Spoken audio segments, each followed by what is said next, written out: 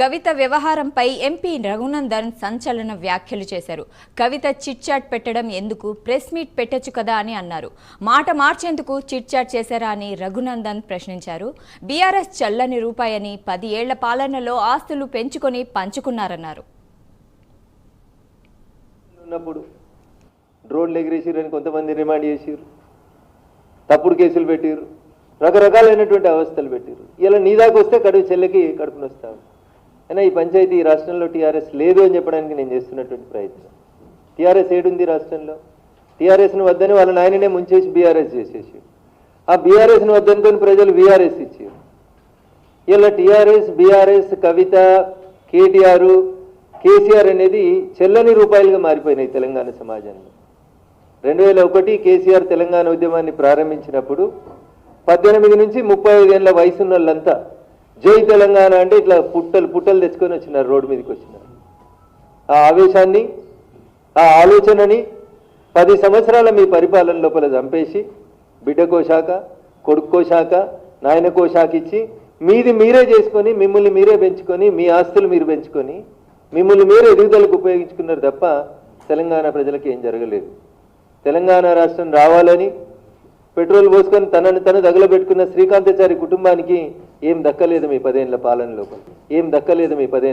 లోపల. అమరుడైన శ్రీకాంతాచారి, మొదటి అమరుని దగ్గర నుంచి, శ్రీకాంతాచారి దగ్గర నుంచి మొదలుకుంటే 120 కిలోమీటర్ల స్పీడ్ తోటి వచ్చేటువంటి రైళ్లను ముద్దాడినటువంటి పాలమూరు బిడ్డలకు కూడా రూపాయి దక్కలేదు. గల్లీలో నిలబడి తినొత్తలేదు. ఢిల్లీలో ఉన్న యూపీఏ ప్రభుత్వానికి కానీ ఢిల్లీకి పోయి చచ్చిపోయిన మా రంగారెడ్డి జిల్లా యాదిరెడ్డి గారి కుటుంబానికి కూడా ఏం దక్కలేదు.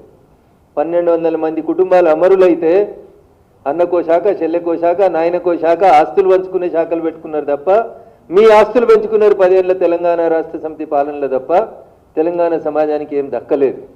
అందుకనే మిమ్మల్ని వద్దనుకుంది సమాజం, మీ కుటుంబాన్ని దూరం పెట్టాలనుకుంది సమాజం. టీఆర్ఎస్ ఎలియాస్ బీఆర్ఎస్కి వీఆర్ఎస్ ఇచ్చి పంపించేసారు.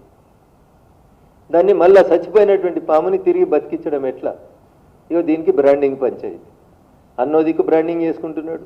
30 మెడికల్ కాలేజీలు పెడితే మాకు పేరు రాలేదు కానీ 30 యూట్యూబ్ ఛానళ్ళకి జీతం ఇచ్చి బాగా గొప్పగా బ్రాండింగ్ చేసుకుందాం అనేటువంటి బ్రాండింగ్లో ఉన్నాడు కేటీఆర్.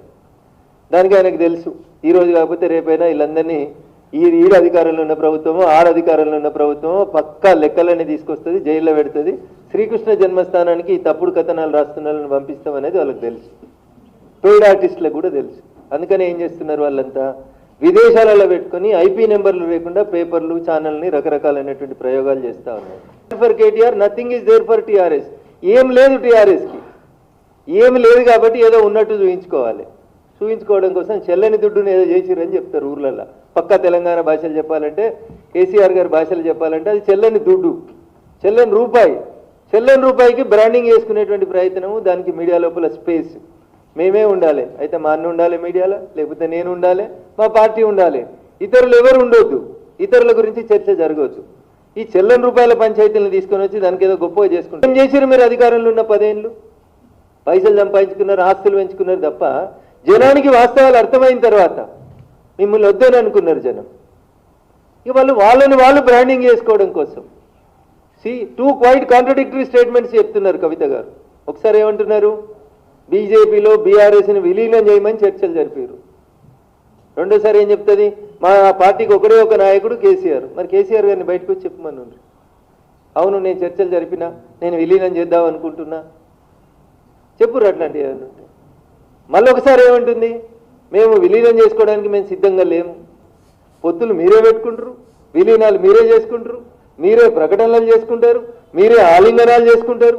పోనీ ఎన్నడన్నా బీజేపీ తోటి మీకు మాకు ఏమైనా పొత్తు ఉందా?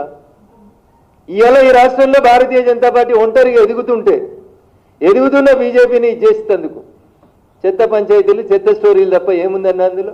ఎవరు అడిగారు నేను విలీనానికి? ఎవరు అడిగారు నేను పొత్తు పెట్టుకోమని?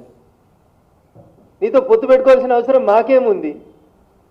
2014 నుంచి 2018 మీ నాయన పరిపాలన తర్వాత 19 ఎన్నికలలోనే మేము 4 ఎంపీలు గెలిచిన వాళ్ళం. 2019 ఎన్నికలలోనే 4 ఎంపీలు గెలిచినాం. 24 వచ్చేసరికి 4ను 8 చేసుకున్న వాళ్ళం మేము. సో భారతీయ జనతా పార్టీ సొంతంగా ఈ రాష్ట్రంలో తన కాళ్ళ మీద తాను నిలబడుతున్నప్పుడు మమ్మల్ని ప్రత్యక్ష యుద్ధంలో గెలవడం చేతగానోళ్ళు, అశ్వత్థామ అథో నరో కుంజరో అన్నట్టు